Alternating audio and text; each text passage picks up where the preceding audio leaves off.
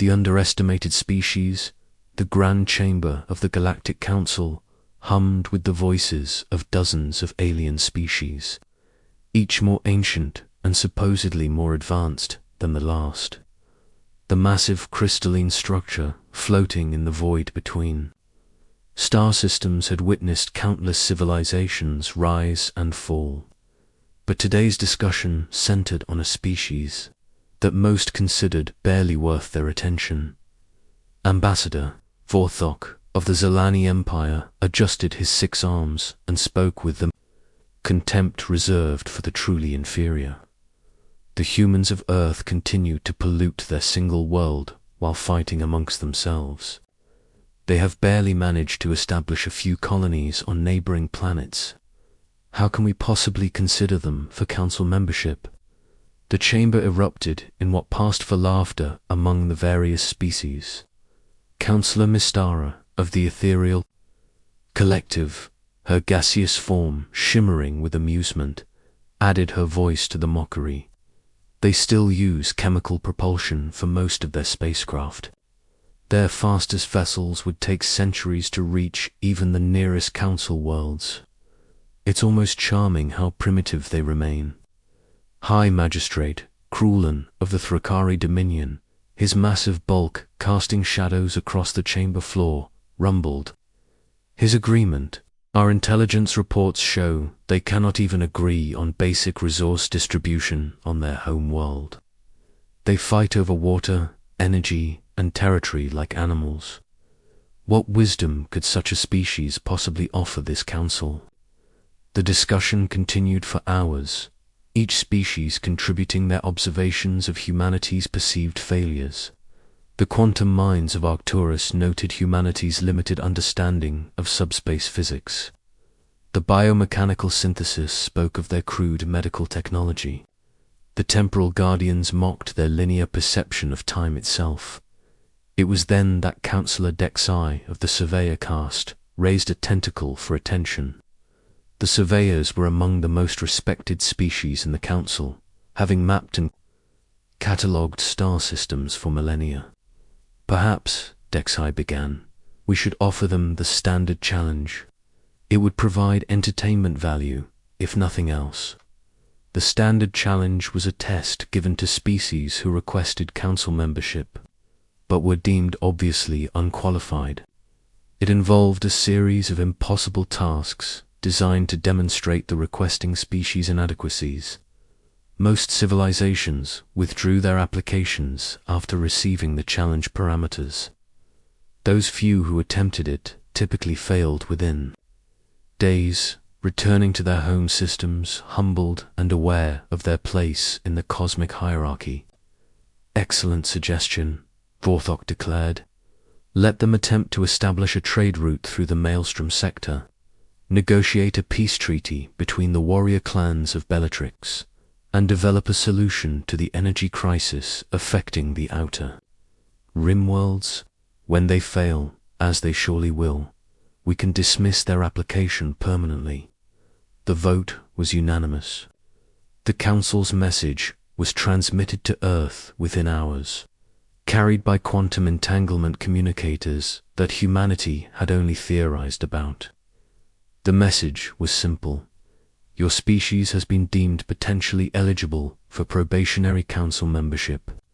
Complete the attached challenges within 1 standard galactic year to proceed with your application. On Earth, the message was received at the Global Defense Initiative headquarters in Geneva. Director Sarah Chen, a former astrophysicist who had risen through the ranks to become humanity's primary liaison for extraterrestrial affairs, read the challenge parameters with her senior staff. They're testing us, she said quietly, her eyes scanning the holographic display. These aren't just challenges. They're designed to be impossible. Dr. Marcus Webb, the GDI's chief strategist, leaned forward. The trade route through the Maelstrom sector alone would require navigation through gravitational anomalies that shift every few hours. Their own ships avoid that region entirely, And the warrior clans have been fighting for over 3 centuries, added Admiral Patricia Reeves, head of the Space Force. No external mediator has ever succeeded in negotiating a lasting peace between them. Director Chen stood and walked to the window overlooking the city. Below, the evidence of humanity's rapid advancement was everywhere. Fusion power stations hummed with clean energy. Vertical farms stretched toward the sky. Maglev transport systems moved millions of people efficiently through urban centers that had once been choked with pollution. They see us as primitive, she said. They think we're still the same species that was fighting over resources 50 years ago. They don't understand what we've become. Over the following months, humanity's response to the challenge began to take shape. Rather than attempting the tasks through conventional means, human scientists and engineers approached them with the innovative thinking that had always been their species' greatest strength. For the Maelstrom sector trade route, Dr. Yuki's team at the Tokyo Institute of Technology developed something unprecedented. Adaptive navigation systems that didn't just predict gravitational changes, but created them. Using controlled microsingularities, human ships could generate their own gravitational fields, allowing them to surf the chaotic space-time distortions rather than fight against them. The peace negotiations between the warrior clans were approached by diplomat James Morrison, who had spent his career resolving conflicts in Earth's most troubled regions. Instead of traditional diplomacy, Morrison proposed something radical: a joint military campaign against the asteroid pirates that had been harassing both clans for decades. By giving the warriors a common enemy, he transformed their competitive nature into cooperative strength.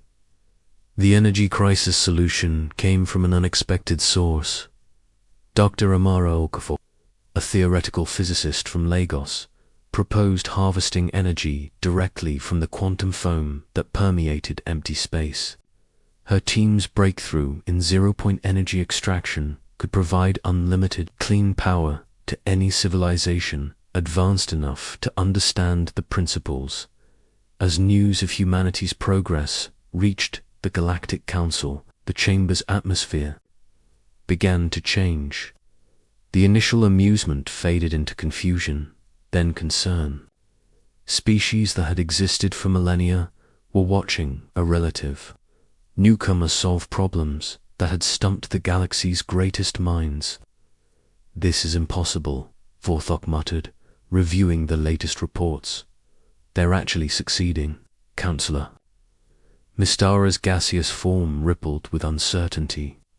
Their solution to the energy crisis is theoretically sound, but the implementation requires an understanding of quantum mechanics that should be beyond their capabilities.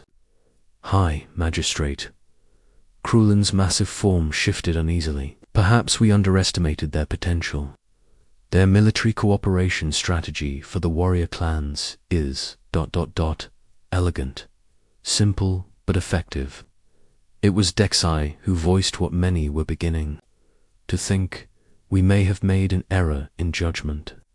These humans are not the primitive species we believed them to be. The revelation came when humanity requested a formal presentation of their solutions to the Council. The request itself was unprecedented. Most species who attempted the standard challenge simply submitted their results and waited for judgment. Humanity wanted to demonstrate their achievements in person. Director Chen stood before the assembled council, her small human form dwarfed by the massive aliens surrounding her. Behind her, holographic displays showed the successful implementation. Of all 3 solutions, trade ships were already moving safely through the Maelstrom sector. The warrior clans had signed a mutual defense pact. Zero-point energy generators were powering entire star systems. "Honored counselors," she began, her voice carrying clearly through the chamber's translation systems, "we have completed the challenges. as requested. But more importantly, we have done so while maintaining our core values of cooperation, innovation, and respect for all life. She paused, allowing her words to sink in. We know you expected us to fail. We know you saw us as a primitive species unworthy of your consideration. But perhaps that perception reveals more about your limitations than ours. The chamber fell silent. No species had ever addressed the Council in such direct terms. We have been watching you as long as you have been watching us, Chen continued. We have seen civilizations that have grown so comfortable with their superiority that they have forgotten how to grow. We have observed species so ancient they have lost the ability to adapt. Admiral Reeves stepped forward, her military bearing evident even in the alien environment. While you have been debating our worthiness, we have been preparing. We have been building. We have been becoming something you never expected. The chamber's main display activated, showing the space surrounding the Council station. What appeared on the screen made every alien representative freeze in shock. Surrounding the station, arranged in perfect formation, was a fleet of human vessels unlike anything the galaxy had ever seen. The ships were sleek and powerful, their hulls gleaming with the technology humanity had developed in secret. They moved with precision and purpose, their very presence a statement of intent. This was not the small, desperate fleet of a primitive species hoping for acceptance. This was the arrival of a new galactic power. Director Chen smiled as she watched. The reactions around the chamber. The age of humanity has begun. The question now is whether you will welcome us as equals or force us to prove our strength in ways that benefit no one. The Galactic Council, in all its ancient wisdom and accumulated knowledge, suddenly realized they had made a fundamental error. They had not been evaluating humanity for membership. Humanity had been evaluating them. The fleet's revelation, the silence in the Galactic Council chamber stretched for what felt like an eternity.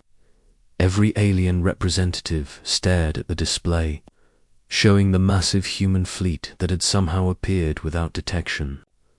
Ships of impossible design hung in perfect formation around the Council station, their very presence rewriting everything the galaxy thought it knew about human capabilities. Ambassador Vorthak's 6 arms trembled as he attempted to process what he was seeing. This is impossible. Our sensors show no indication of faster-than-light travel. How did they arrive here? Director Chen's expression remained calm as she gestured to the display. You have been monitoring our conventional space traffic, watching our chemical rockets and fusion drives. You assumed these represented the limits of our technology. You were wrong. Admiral Reeves stepped forward, her uniform bearing insignia. That seemed to shift and change as the aliens watched. While you observed our public space program, our real advancement happened in facilities you never detected. We learned long ago that survival sometimes requires enemies to underestimate you.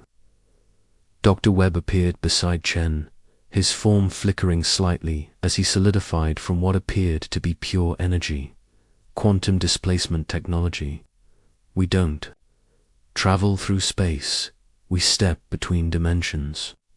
Your sensors were looking for ships moving through normal space-time. We were never there to detect.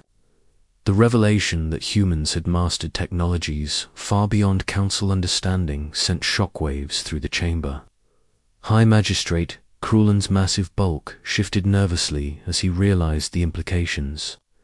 If they can move undetected through our space, past our defenses. We have been studying you for decades, Chen continued, her voice carrying an edge of steel. Every transmission you sent, every ship you deployed to observe us, every decision you made in this chamber. We have been learning while you have been laughing. The main display shifted to show detailed schematics of council ships, defense systems, and even the internal layout of the station itself. Information that should have been impossible for humans to obtain was laid out with perfect accuracy. Councillor Mistara's gaseous form rippled with fear. How do you have access to classified council archives? Quantum entanglement communication works both ways, Dr. Webb explained. Every message you sent to Earth created a pathway. We simply used that pathway to access your networks. Your own technology became our window into your civilization. The tactical situation was becoming clear to everyone in the chamber. The humans had not stumbled into council space as primitive newcomers. They had arrived as a technologically superior force with comprehensive intelligence about their opponents. Dexai of the Surveyor caste raised a tentacle, his voice carrying the weight of species-wide concern. What do you want from us? Director Chen's expression softened slightly. What we have always wanted. Recognition as equals. Partnership in governing the galaxy. An end to the arrogance that has kept thousands of species in subjugation. While you, few ancient races, hoard knowledge and resources. The chamber erupted in chaos as representatives realized the full scope of humanity's challenge. This was not just about council membership. This was about the entire power structure of galactic civilization. You speak of equality, Vorthok spat, his contempt now mixed with fear. Yet you arrive with a fleet and make demands. How is this different from conquest? Admiral Reeves smiled grimly. Because we're giving you a choice. Work with us to create a more equitable galaxy, or watch as your comfortable monopoly on advanced technology crumbles. The human fleet's capabilities were demonstrated as one of the vessels approached the council station. The ship moved with impossible grace, its hull seeming to bend space around it. When it docked, the precision was absolute. Every system interfaced perfectly with council technology, as if the humans had built their ships specifically for this moment. Your docking systems are primitive, Dr. Webb observed, limited to species with similar technological approaches. Our ships can interface with any technology in the galaxy. We've already established communication with 372 species your council has ignored because they didn't meet your compatibility requirements. The political implications were staggering. The Council's power had always rested on their role as the only viable forum for interspecies cooperation. If humans could communicate with anyone, facilitate trade between incompatible species, and provide technologies that bridged the gaps between civilizations, the Council's relevance would disappear overnight. High Magistrate Krulin attempted to reassert control.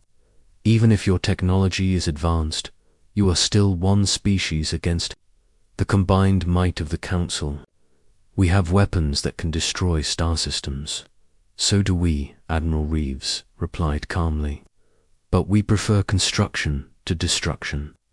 While you have been building weapons, we have been building the future. The display changed again, showing star systems throughout the galaxy. In each one, construction was underway. Space stations, orbital habitats, and industrial facilities were being built by human technology in cooperation with local species. The scale was breathtaking. We have been busy, Chen explained. Every species you dismissed as unworthy has been eager to work with us. Every civilization you ignored has welcomed our partnership. We have been building a new galactic community while you debated our worthiness. The revelation that humanity had been simultaneously challenging the Council while building an alternative power structure left the alien representatives reeling. They had been outmaneuvered on every level. Councillor Mr. R's form began to coalesce. into something more solid, a sign of extreme stress among her species. What happens to the Council? What happens to the order we have maintained for millennia? That depends on you, Chen answered. You can evolve with the galaxy, or you can be left behind. The choice is yours. The human fleet began to move, not aggressively, but with purpose. Ships positioned themselves at key points around the Council station. Others departed toward various star systems. The message was clear. Humanity was not requesting permission to act. They were informing the Council of what had already been set in motion. Dr. Webb stepped forward, his form now completely solid. We offer you partnership in a new galactic order, one based on merit rather than age, on cooperation rather than dominance. Your knowledge and experience would be valuable assets in building this future. And if we refuse, Vorthok asked, then you will govern an empty chamber, Admiral Reeves replied. The galaxy is already moving forward. You can lead, follow, or be left behind. The vote that followed was unlike any in Council history. Instead of debating humanity's worthiness, the ancient species found themselves deciding whether to join a new galactic order or face irrelevance. The results were closer than many expected. Several species chose to maintain their old ways, withdrawing from galactic politics entirely. Others, recognizing the changing times, voted to embrace the new paradigm. The Council, as it had existed for millennia, was dissolved. In its place, the Galactic Assembly was formed. Hundreds of species, many previously ignored by the Council, took their places as equals in governing the galaxy. Human technology facilitated communication between incompatible species. Human diplomacy resolved conflicts that had raged for centuries. Human innovation solved problems that had been considered impossible. Director Chen stood on the observation deck of the new assembly station, watching ships from across the galaxy arrive for the first session. The station itself was a marvel of cooperative engineering, built using the best technologies from dozens of species working together. Do you think they'll ever forgive us for showing them up? Admiral Reeves asked, joining her at the observation window. Some will, Chen replied. Others will spend the rest of their existence plotting revenge, but that's their choice to make. Dr. Webb materialized beside them, his quantum displacement technology still drawing amazed looks from other species. The important thing is that we've opened the door. No species will ever again be dismissed simply because they don't fit someone else's definition of advanced. As the first session of the Galactic Assembly began, representatives from species across the galaxy took their places as equals. The age of ancient dominance was over. The age of cooperative exploration had begun. And at the center of it all, humanity stood not as conquerors, but as the catalyst that had transformed the galaxy from a hierarchy of the old into a partnership of the new. The species that had once been laughed at for their primitive ways had become the architects of a new galactic civilization. The Council had laughed at Earth. Then humanity's fleet had arrived, and everything changed forever.